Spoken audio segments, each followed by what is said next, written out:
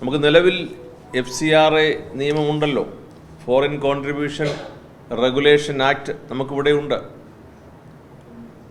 അത് കർശനമാണ്. അതിന് പ്രകാരമാണ് 16,000-ഓളം NGO-കളുടെ ലൈസൻസ് റദ്ദാക്കപ്പെട്ടിട്ടുണ്ട് FCRA. അപ്പോൾ ഈ ഒരു പ്രത്യേക സാഹചര്യത്തിൽ 5 സംസ്ഥാനങ്ങളിലെ തെരഞ്ഞെടുപ്പ് നടക്കുന്നു. കേരളവും ബംഗാളും തമിഴ്നാടും ഒക്കെ നടക്കുന്ന തെരഞ്ഞെടുപ്പിൻ്റെ ആ ഒരു പ്രത്യേകതയിൽ പാർലമെൻറ്റിൽ ഈ സംസ്ഥാനങ്ങളിലെ MP-മാരൊക്കെ അവരവരുടെ സംസ്ഥാനങ്ങളിലായിരിക്കുമ്പോൾ തിടുക്കത്തിൽ പാർലമെൻറ്റിൽ ഇങ്ങനെ ഒരു ബില്ല് അവതരിപ്പിക്കുന്നതിൻ്റെ ഒരു സാങ്കത്യം, അതിൻ്റെ ഒരു അനൗചിത്യം അത് ചോദ്യമായി നിൽക്കുകയാണ്. ഇത് മതന്യൂനപക്ഷങ്ങളുടെ ഇടയിൽ വലിയ ആശങ്ക ജനിപ്പിച്ചിട്ടുണ്ട്. അതുകൊണ്ട് തന്നെയാണ് എല്ലാവരും ഇതേക്കുറിച്ച് ഒരു പുനരാലോചന ആവശ്യമാണ് എന്ന് പറയുക. ഇതേക്കുറിച്ച് വ്യത്യസ്തമായ അഭിപ്രായങ്ങൾ രാഷ്ട്രീയ പാർട്ടികളിൽ നിന്ന് വന്നിട്ടില്ല. രാജ്യം ഭരിക്കുന്ന പാർട്ടി അവർ ഇതങ്ങനെ ഗൗരവമായി അല്ല അങ്ങനെ ആശങ്കപ്പെടേണ്ടതൊന്നുമില്ല എന്ന് പറയുമ്പോഴും ഈ ന്യൂനപക്ഷ വിഭാഗങ്ങൾക്കിടയിലെ ആശങ്ക വർദ്ധിക്കുകയാണ്. ഒരു ഉദാഹരണം പറഞ്ഞാൽ, കഴിഞ്ഞ 5 വർഷമായി കേന്ദ്ര ന്യൂനപക്ഷ കമ്മീഷനിൽ ഒരു ക്രൈസ്തവ പ്രാതിനിധ്യം ഇല്ല. കോടതി നിരീക്ഷിച്ചപ്പോൾ കഴിഞ്ഞ ദിവസം 2 പേരെ നിയമിച്ചു. അവിടെയും ഒരു ക്രൈസ്തവ പ്രാതിനിധ്യം അവിടെ ലഭിച്ചിട്ടില്ല. മൈനോറിറ്റി കമ്മ്യൂണിറ്റി, മത ന്യൂനപക്ഷ വിഭാഗങ്ങൾക്കുള്ള ഒരു സംരക്ഷണം, പ്രൊട്ടക്ഷൻ, ഭരണഘടന നൽകുന്ന ഉറപ്പ്, ഇതെല്ലാം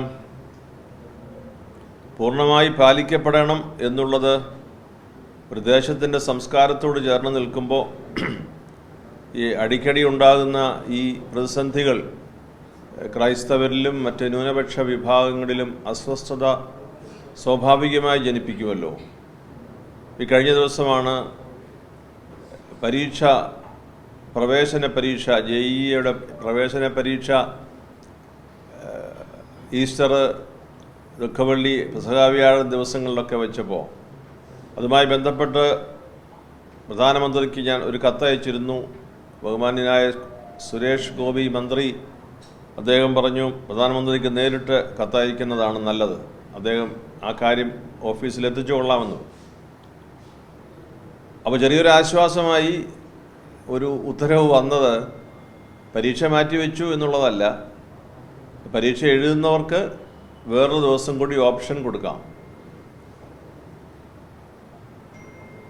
ഇനിയും പെസഹ വ്യാഴാഴ്ചയും ദുഃഖവെള്ളിയാഴ്ചയും ഈ ഇലക്ഷനുമായി ബന്ധപ്പെട്ട് അധ്യാപകർക്ക് പരിശീലനം വെച്ചിരിക്കുകയാണ്.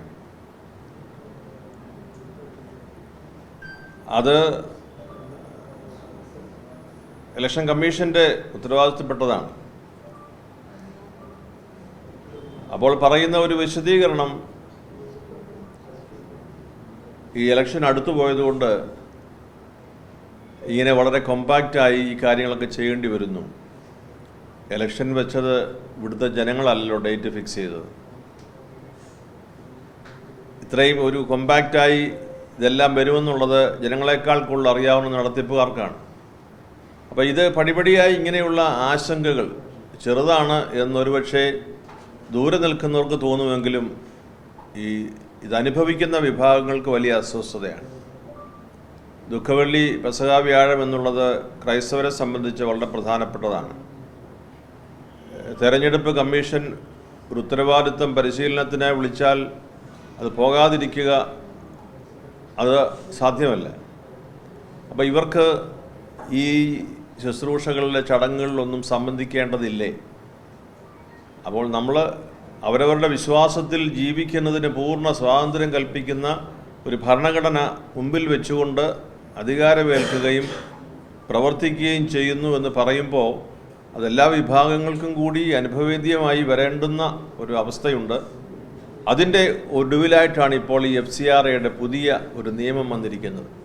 ഇത് ക്രമാനുഗതമായി ഇങ്ങനെ വരുന്ന അസ്വസ്ഥതകൾ വളരെ ആശങ്ക ഉളവാക്കുന്നു എന്നുള്ളതാണ്.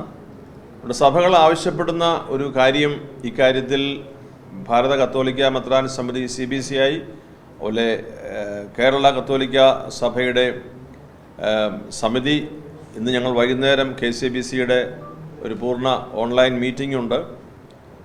എല്ലാവരും മറ്റ് സഭാധ്യക്ഷന്മാരുണ്ട്.